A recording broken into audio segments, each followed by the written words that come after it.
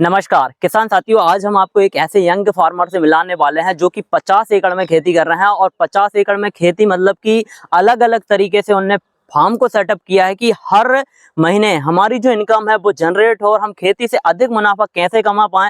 तो ऐसे फार्मर से आपको मिलाने वाला हूं, तो आप वीडियो में अंत तक बने रहें, वीडियो को पूरा देखें क्योंकि वीडियो बहुत ज़्यादा इंटरेस्टिंग होने वाला है और काफ़ी कुछ नॉलेज आपको मिलने वाला है। यदि आप भी बड़े फार्मर हैं या बड़े लार्ज स्केल पर खेती करते हैं, फार्म कैसे सेट होना चाहिए, किस तरीके से हमें क्रॉप पे रोटेशन अपनाना चाहिए, किस तरीके से हमें फसल का जो मैनेजमेंट है वो रखना चाहिए, कौन कौन सी फसलें हम कैसे सेटअप कर सकते हैं जिससे कि हमारी जो इनकम है वो रेगुलरली जनरेट होती रहे और हम अपने खेत से, अपने फार्म से अच्छा मुनाफा कमा पाए। तो आप वीडियो को अंत तक जरूर देखें, वीडियो में काफी कुछ नॉलेज आपको मिलने वाला है। और अभी तक यदि आपने चैनल को सब्सक्राइब नहीं किया है तो चैनल को सब्सक्राइब कर लें, घंटी वाले आइकन को जरूर दबाएं जिससे कि आने वाले वीडियो का नोटिफिकेशन आपको मिले और आप उसका लाभ ले सकें। मैं हूं निखिल रजक, स्वागत करता हूं आपका आपके पसंदीदा और विश्वसनीय यूट्यूब चैनल खेत किसान और गांव में। तो अभी हम राजकोट में हैं और कानपुर ग्राम में है, जहां पर हमने एक फार्म देखा है। यहाँ पर आप भिंडी की फसल देख पा रहे होंगे, यहाँ पर खरबूज की फसल लगी है, जीरे की फसल है, अनार की फसल है, पपीते की फसल है, बहुत अलग अलग तरीके की फसलें यहाँ पर लगाई गई हैं। और किसान भाई हैं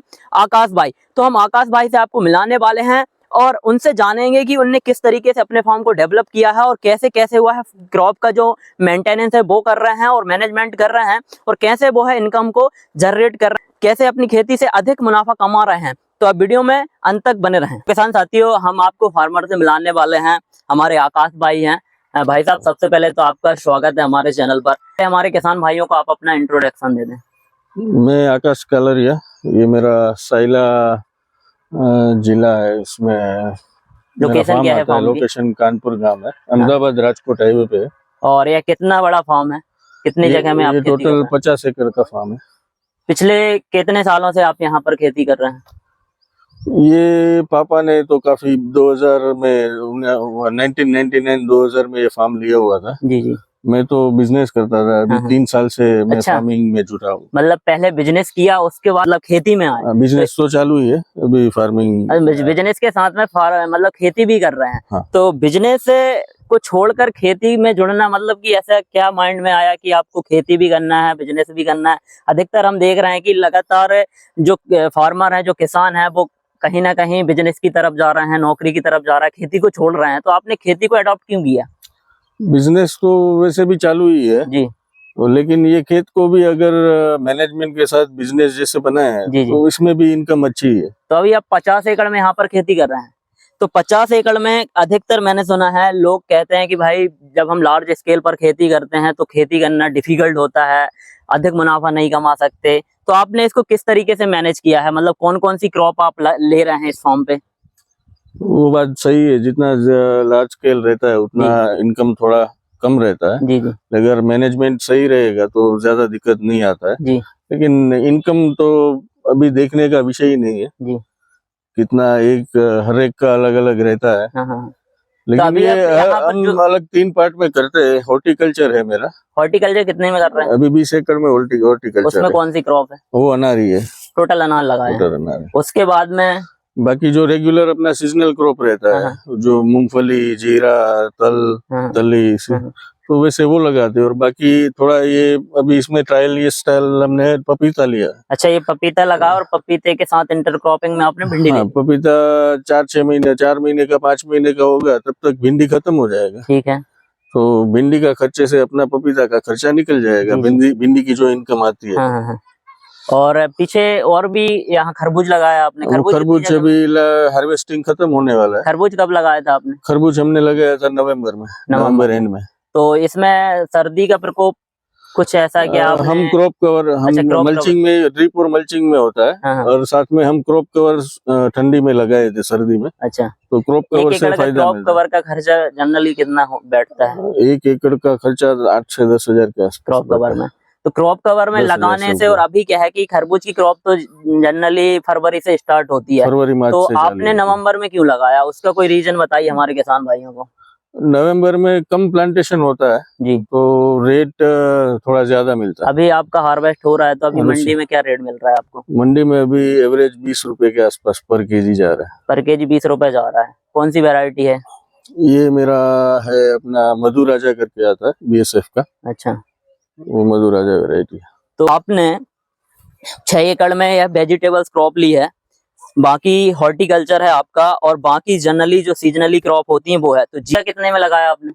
जीरा मेरा 15 एकड़ के आसपास है, 14। जीरा कब लगाया जाता है वैसे जनरली? वो सर्दियों की शुरुआत में रहता है, नवंबर के आसपास। कितने महीने की फसल होती है? वो 100 दिन की, 100 से 110 दिन। 100 से 110।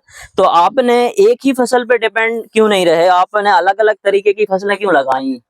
इसका कोई रीजन? भी सिंगल क्रॉप लगा सकते थे जी, लेकिन क्या है, रिस्क फैक्टर देख के अभी वेदर का बहुत चेंज आता है, जलवायु परिवर्तन, उससे तो आज वो देख के कुछ अलग अलग लगता है, तो रिस्क अपना थोड़ा कम हो जाता है। अच्छा, अगर जीरा पूरा जीरा लगाना है तो मेरे के लिए ज्यादा अच्छा रहता है। तो सिंगल क्रॉप में मुझे मजदूरी भी कम लगती है। किसान भाई यही सोचते हैं कि भाई हमने एक क्रॉप लगा दी, उसको काट लिया, फिर दूसरी क्रॉप लगा दी, झंझट में क्यों पड़ना। लेकिन आपने जो 50 एकड़ का फॉर्म, रिस्क कम रह जाता है, और रिस्क कम होने से इनकम पे भी असर पड़ता और होगा। वो भी है कि भाई अगर 2-3 साल, अभी मेरा इनिशियली है ये सब, मेरा अनार भी अभी 2 साल पहले ही लगा हुआ है, तो अपने ये सब अलग अलग रिस्क लेते हैं, तो अपने को मालूम पड़ता है कि अपना कैपेसिटी क्या है, अपनी सॉइल का कैपेसिटी क्या है, कौन सा क्रॉप हमारे यहाँ सुटेबल है। तो आगे जाके जिसका स्केल बढ़ाना है, अभी पपीता मैंने 2000 पौधे लगाए हैं, अगर पपीता मेरी सॉइल में अच्छा होगा, मेरे को मुनाफा अच्छा देगा, तो आगे जाके मैं 2 एकड़ वाला 10 एकड़ इस तरीके से भी नहीं करना कि भाई हमने पपीता ही लगा दिया, मतलब पहले की ट्राई अलग अलग ट्राई लेंगे, जिसमें हमको ज्यादा बेनिफिट दिख रहा है तो वो अगली बार उसका स्केल हम बढ़ा सकते हैं। अच्छा,